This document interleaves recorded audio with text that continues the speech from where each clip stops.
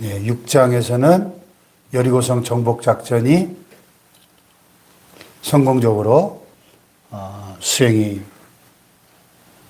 됐었습니다.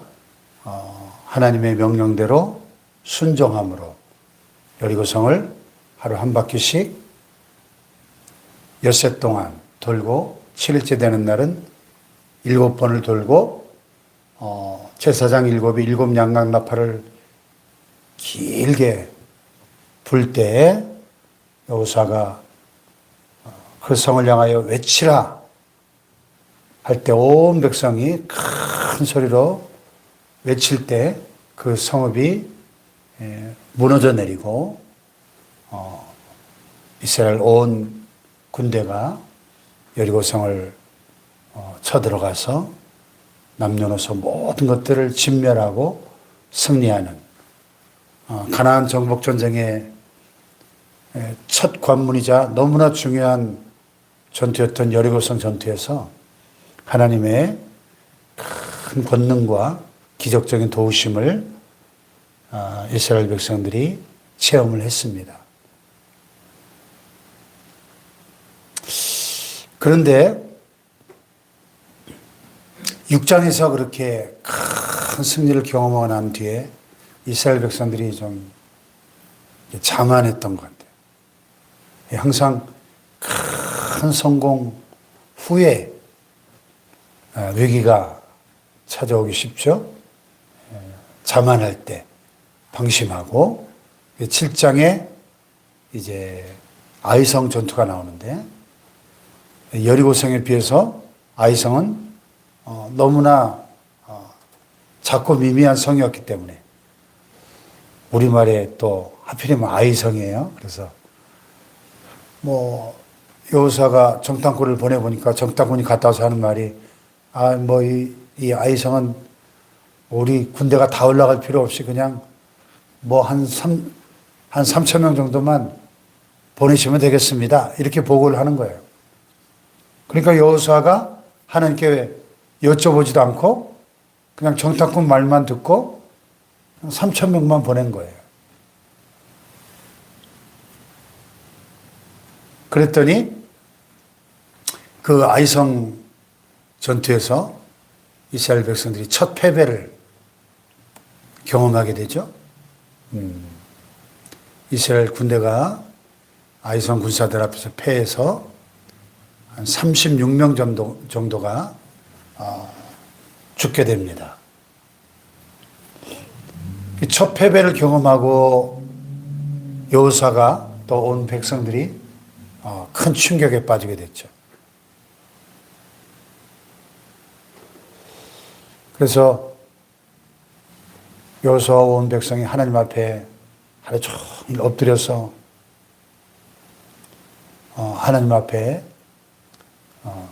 애통하며 회개했겠죠? 우리가 뭘 잘못했나요? 그랬더니 하나님께서 한 가지 중요한 원인을 알려주시죠. 너희 백성 가운데 전리품을 취한 자가 있다. 여리고성 정복을 명하면서 하나님께서 한 가지 중요한 지시를 내렸죠. 여리고성 안에 있는 모든 남녀노소 또 가축을 포함해서 모든 것들을 완전히 진멸하되 그런 물건들 보통 이 전쟁터에 기면 전리품을 취하잖아요. 그 전리품들을 모두 하나님께 바치라 그랬어요. 그래서 그 취한 전리품들을 한 곳에 다 이렇게 보관하지 않았겠습니까? 그런데 아간이라고 하는 한 사람이 그 중에서 전리품 중에서 시날산 외투 한 벌과 또 은과 금을 몰래 빼돌려 가지고 자기 그 장막 밑에 땅을 파고 딱 숨겨놓은 거예요. 그 아간 한 사람의 불순종과 그 탐욕, 그 죄 때문에 이스라엘 백성들이 아이성 전투에서 패배했다는 거예요. 물론 그 이전에 여호수아와 백성들의 그 자만, 방신, 교만 때문에 하나님께 여쭤보지 않고 성급하게 행동한 것 때문에 패배했지만 더 중요한 원인은 이 아간의 범죄가 있었다는 거죠. 그러니까 이 아간 한 사람의 범죄 때문에 이스라엘 백성 전체가 패배를 경험한 겁니다. 이것은 오늘날도 하나님의 교회 안에서 이 교회는 공동체잖아요. 공동체. 한 몸이거든요. 그러니까 한 사람의 죄가 그 한 사람의 죄에 머물지 않고 공동체 전체에게로 그 파급력이 있다 하는 것을 이 아이성 패배가 우리에게 교훈해 주고 있는 것이죠. 그래서 바울 서신서를 읽어보면 이 교회 안에서 발생하는 이 죄의 문제를 결코 가볍게 여기지 말고 반드시 엄중하게 다루어야 함을 성경은 여러 군데서 말씀하고 있죠. 누룩에도 비유하죠. 바울이 누룩 한 덩어리가 온 덩어리에 퍼지는 것을 알지 못하느냐.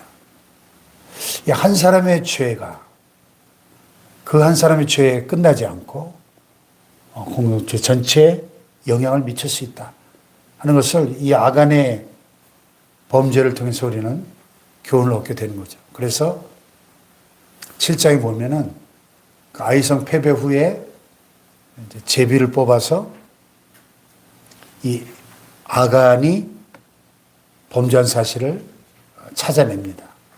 이 구약성에 보면 이 제비 뽑는 방법이 이 하나님의 그 주권에 맡기는 거니까요.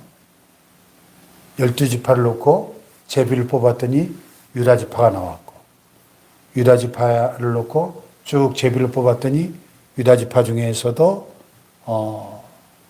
누구죠? 세라가 나왔고, 세라 가문이 나왔고, 세라 가문을 놓고 제비를 뽑았더니 삽디가 나왔고, 그래서 삽디의 손자, 그 다음에 갈미의 아들 아간이라는 사람이 딱 뽑힌 거예요, 제비로. 예, 제비 뽑기가 하나님의 방법이죠, 구약에. 그래서 아간과 그의 일가족이 다 돌에 맞아서, 예,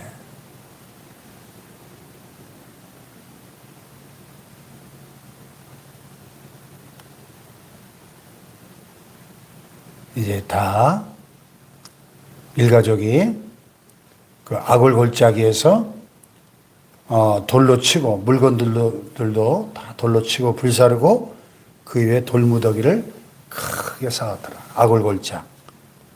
이게 유래입니다. 악골골짝. 예, 이 아이성 패배 후에 이제 8장에서 하나님께서 새로운 전략을 여호수아에게 알려주십니다. 그것은 바로 복병 전략이에요. 복병 전략. 예. 너는 아이성 뒤에 복병을 두라. 이게 구약성에 보면 전투가 많이 나오는데 이 군사 전략가들이 성경에서 굉장히 많은 그 힌트를 얻어서 이 군사 전략을 짰다고 합니다.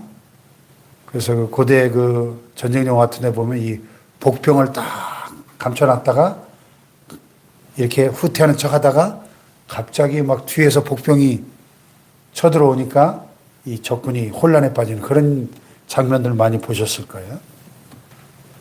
복병 전략을 하나님이 알려주십니다.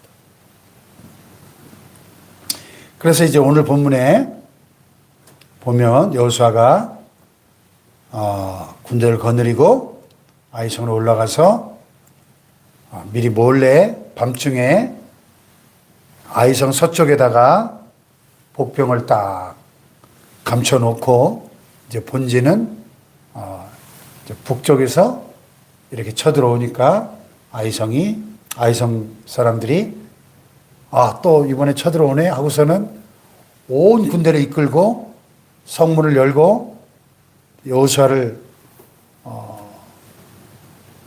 여호수아 맞서니까 여호수아와 그의 군대가 싸우다가 패하는 척하면서 후퇴하기 시작합니다. 그러니까 이 아이성 사람들이 1차 전투에서 승리했었잖아요. 그러니까 이놈들이 우리한테 또 지네 하면서 신나서 막 이제 추격을 했겠죠. 성문을 열어둔 채로 모든 군대가 다 나와가지고 이스라엘 군대를 추격하는 겁니다.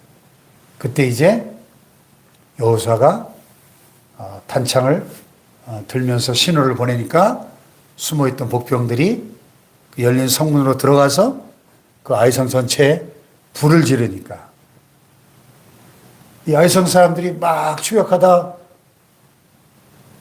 뒤를 돌아보니까 자기들의 성읍이 완전히 불길에 휩싸여 있거든요. 얼마나 놀랬겠어요.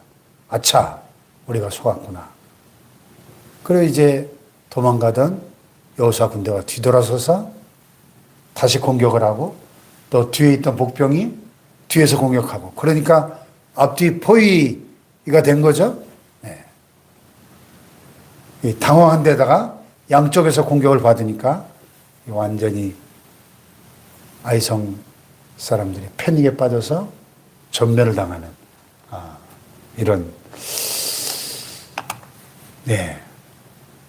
전쟁의 양상이 지금 오늘 본문에 설명되고 있고요. 그래서 오늘 본문에 보면 여호수아 온 이스라엘이 복병이 성읍을 점령함과 성읍의 연기가 오름을 보고 다시 돌이켜 아이 사람들을 쳐 죽이고 복병도 성읍에서 나와 그들을 치매 그들이 이스라엘 중간에 든지라. 어떤 사람들은 이쪽에서 어떤 사람들은 저쪽에서 쳐 죽여서 한 사람도 남거나 도망가지 못하게 하였고 아이 왕을 사로잡아 여호수아 앞으로 끌어왔더라. 그래서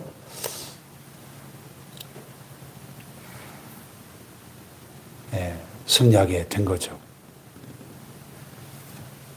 여기서 우리가 이 영적 싸움의 원리를 또 하나 배우게 되는 것이죠. 영적 싸움에 있어서 그것이 큰 싸움이든 작은 싸움이든 언제나 최선을 다해야 한다는 것을 배우죠. 첫 번째 왜 7장에서 패배했어요? 그들이 자만하고 방심했기 때문에 최선을 다하지 않았잖아요. 그냥 3,000명만 보내시면 될 것 같습니다. 그냥 3,000명만 보낸 거예요. 패배한 겁니다. 자기들 힘만 믿고 자기들 군사력만 믿고 영적 싸움은 언제나 우리가 최선을 다해야 되는 거죠. 할렐루야. 예. 그리고 또 한 가지는 1차 전투와 2차 전투의 차이가 뭐예요? 1차 전투는 하나님께 여쭤보지 않고 그냥 자기들 생각대로 쳐들어갔다가 패배했고 2차 전투에서는 하나님이 알려주신 전략대로 성뒤에 복병을 돌아 중요한 이 전쟁은 이 전략, 이 두뇌 싸움이지 않습니까? 전략이 중요한데 복병 전략으로 이스라엘이 2차 전투에서 승리할 수 있었다는 것. 하나님의 방법으로. 우리는 언제나 하나님의 방법으로 싸워야 될 줄로 믿습니다. 내 방법이 아니고 하나님의 방법으로. 이 영적 싸움은 우리 혈과 육의 싸움이 아니고 하나님의 방법으로 하나님의 힘으로 싸워야 승리할 수 있다는 것이 이 아이성 전투의 교훈이고요. 그러니까 1차 전투에서는 하나님의 개입 없이 자기들 힘으로만 싸우니까 패배한 거고 2차 전투에서는 하나님이 개입하시고 하나님이 도우시니까 완전한 승리를 거두었다는 거예요. 할렐루야. 예, 구약성에 나오는 모든 이스라엘 전투가 그렇습니다. 하나님이 개입하시면 반드시 이스라엘이 승리하고 하나님이 개입하지 않으면 이스라엘이 자기들의 군사력만 믿고 나가면 반드시 패배하는 것이 이스라엘의 전쟁의 역사예요. 그래서 오늘 하나님의 영적 군대인 저와 여러분도 마찬가지라는 겁니다. 언제나 하나님이 함께 하시면 우리는 승리하지만 하나님이 함께 하시지 않고 도와주시지 않으면 우리는 패배할 수밖에 없다는 이 중요한 교훈을 깨닫고 이 한 주간도 하나님과 함께 하나님의 도우심으로 승리하는 한 주간 되시기를 축복합니다. 기도하십시다.